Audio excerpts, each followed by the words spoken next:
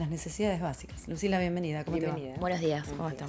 Bueno, números que a veces son fríos, pero que en realidad manifiestan una realidad social, ¿no? Sí, que creo que tiene que ver con lo que ustedes vienen hablando de cómo ha sido durante este año la pérdida de poder adquisitivo y también cómo esto se refleja de distinta manera en los distintos sectores sociales.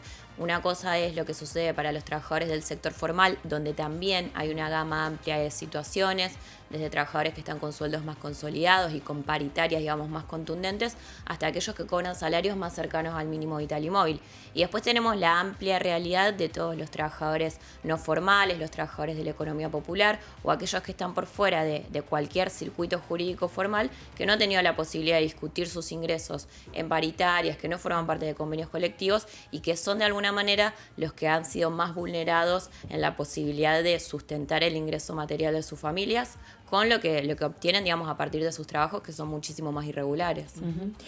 Lucila, cuando hablamos y hacemos el desagregado de la canasta básica, fundamentalmente, y se mide inflación, en general, los sectores de menos ingresos, lo que más consumen es de las cosas que más aumentas de la canasta. Claro, son en los este caso, alimentos. alimentos, bebidas y algún que otro servicio básico, como por ejemplo el transporte urbano y demás, ¿no? O sea que todavía es peor el impacto que tiene. Claro, nosotros en este trabajo justamente eso fue lo que buscamos con el Centro de Estudios Económicos Scalabrini Ortiz. Intentamos ver, digamos, cuál era la situación para los sectores populares, teniendo en cuenta esto, que gastan casi el 50% de sus ingresos en alimentos y el resto en algunos bienes o algunos servicios de consumo muy necesario, como vos decías, transporte, servicio y indumentaria básica, digamos. No estamos hablando de alquileres, ni de salud privada, ni de otro tipo de consumos que por ahí tiene más la clase media, sino lo básico que una familia necesita para transitar, digamos, una vida material normal. Y en este sentido sí es donde se han visto los aumentos más fuertes y por eso de alguna manera se habla aquí de un ajuste en términos generales de la economía, porque al aumentar los alimentos, digamos, es la variable de la cual no puede prescindir ninguna familia para su vida. Este informe de CESO, que lo viene haciendo con muy meticuloso, en realidad, con mucha asiduidad, y que para quienes hacemos economía, viene a ser un aporte interesante porque es una medición que aparte tiene indicadores socioeconómicos, aparte de números más duros. ¿Qué medición les da respecto en el Gran Rosario, en el aglomerado del Gran Rosario, respecto de otros aglomerados? ¿Cómo lo están midiendo eso? Sí, bueno, nosotros buscamos justamente eso porque por ahí el INDEC o otros indicadores económicos que se realizan en el país no miden, digamos, el interior, sino que se basan fundamentalmente en Ciudad Autónoma de Buenos Aires y en provincia. Nosotros intentamos medir esto. En realidad, para lo que fue Rosario, es un índice bastante similar a lo que es el de Ciudad de Buenos Aires, que nos da de una canasta básica de consumos 13.200 pesos para una familia en este decil, digamos, en este sector de la sociedad que son los sectores más vulnerables, y esto es bastante similar a lo que está midiendo el INDEC. Lo que sí se puede notar una diferencia quizás es lo que tiene que ver con el costo de transportes y servicios con respecto, digamos, a otras ciudades. En Rosario, en la zona de Rosario tenemos un transporte público que es bastante costoso y también algunos servicios, pero bueno, los servicios es una medición también particular porque tiene que ver con los consumos que realiza cada familia, si está incorporado o no a la red eléctrica, si tiene gas natural o no y lo consume envasado, digamos, ahí hay también algunas mediaciones. El CESO también venía indicando, incluso antes del cambio de gobierno, alertando sobre el impacto de la inflación en los sectores más vulnerables. ¿Esto se disparó? ¿Qué medición se pueden hacer a un año casi del gobierno de Mauricio Macri? Sí, creo que esto sigue, digamos, la tendencia general de lo que ha sido el nivel inflacionario de este año, que estamos en un 45% acumulado hacia fin de año, que como bien decíamos,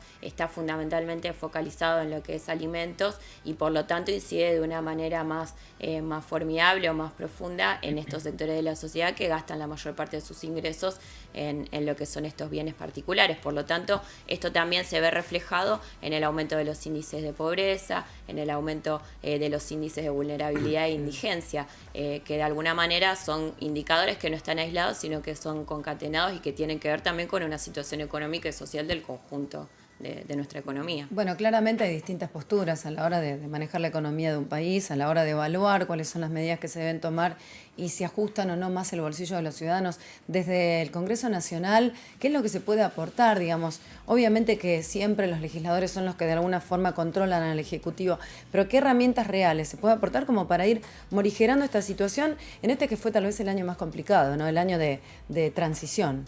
Sí, bueno, nosotros estamos trabajando desde hace algunos meses con la sanción de la Ley de Emergencia Social, que ayer obtuvo media sanción en el Senado y que realmente estamos esperando e intentando con muy cortos tiempos, pero tratando de poder sancionarla antes de fin de año, que es una ley que intenta justamente generar algunas herramientas para trabajar sobre estos sectores más vulnerables de la sociedad. Por un lado, específicamente lo que son los trabajadores de la economía popular, esto que hablábamos, todos aquellos que están por fuera del mercado formal, generando, digamos, algún tipo de aumento en los programas existentes, de registración y un consejo donde se pueda participar para empezar a discutir los ingresos de este sector.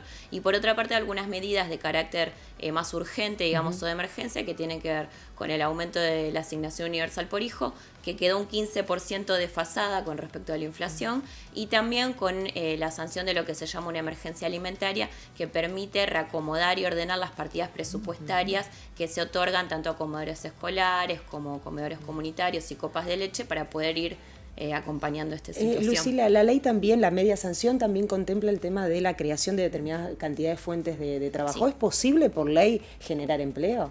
Bueno, nosotros estamos intentando que se dé de esta manera, por supuesto en conversación también con el Poder Ejecutivo, que lo que nosotros estamos proponiendo es la creación de 1 millón de puestos de trabajo en el marco del programa Ingreso Social con Trabajo, que es un programa que ya existe, que es conocido como el Argentina Trabaja, un programa de cooperativas que realizan distintas tareas. Nosotros hemos propuesto un plan de ampliación con también, digamos, de una diversificación de los rubros donde se realizan estos trabajos. Y con la llegada a todo el país, ¿no? Porque la denuncia es esa, que no ha llegado a todo el país y que sea circunscripta a Buenos Aires y al conurbano bonaerense, ¿no? Sí, este es un reclamo muy concreto y es real que hay algunas otras pocas en algunas provincias, pero la realidad es que necesitamos que se federalice y que se amplíe. Nosotros entendemos que una parte del Poder Ejecutivo tiene la voluntad de hacerlo. Lo que faltan, lo que se pone, digamos, acá como argumento son los recursos. Nosotros entendemos que los recursos en Argentina existen, hemos propuesto la creación de nuevas asignaciones impositivas para solventar esto y entendemos que lo que se necesita es la decisión política. Lucila, muchísimas gracias. No, gracias a ustedes.